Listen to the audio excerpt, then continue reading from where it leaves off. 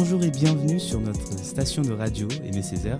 Aujourd'hui, on va parler d'un sujet assez excitant, l'intelligence artificielle. Oui, vous avez bien entendu, ces machines qui peuvent maintenant penser comme des humains, ou du moins c'est ce qu'on nous dit. Maintenant, vous demandez peut-être qu'est-ce que l'intelligence artificielle et comment ça fonctionne. Eh bien, c'est simple. Vous donnez à une machine une tonne de données, elle les analyse et elle en tire des conclusions. C'est comme une version améliorée de votre belle-mère qui vous juge, mais pire. Mais soyons honnêtes, l'IA est tellement plus intelligente que nous qu'on pourrait presque en avoir peur. Retenez bien cette phrase. Je veux dire, les voitures autonomes, les robots qui construisent des maisons, les ordinateurs qui battent les champions d'échecs, c'est fou. Mais bon, il y a des avantages. Vous pouvez maintenant demander à votre téléphone de vous rappeler de prendre votre médicament ou encore de faire vos courses. C'est comme avoir un assistant personnel, mais celui-ci n'a pas de sentiments et ne vous jugera pas pour avoir passé toute la journée devant Netflix. Cependant, tout n'est pas parfait. Les machines peuvent parfois faire des erreurs et prendre des décisions plutôt bizarres.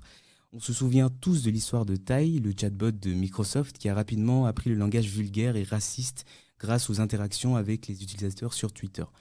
C'était un véritable désastre. Mais dans l'ensemble, l'IA est là pour rester et nous devons l'accepter. Après tout, il n'y a pas de mal à avoir un peu de concurrence en matière d'intelligence. Retenez cette phrase aussi. Alors, qui sait?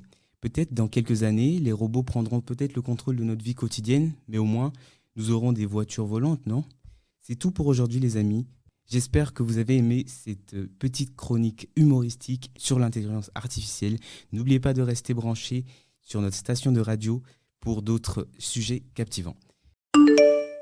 Tout ce que vous venez d'entendre a été écrit par une IA. Tout ça pour vous dire que durant ces derniers mois, il y a une évolution fulgurante au niveau des IA, partant des IA qui imitent la voix d'une personne à partir d'un simple enregistrement, d'autres qui génèrent tout ce que vous voulez à partir d'une simple phrase, de phrases et de mots-clés comme Midjourney, ou même des générations de vidéos comme celle de Will Smith qui mange des spaghettis, même si pour l'instant le rendu est assez ignoble et effrayant. Effrayant dans le rendu, mais aussi de par le progrès qui est juste fou.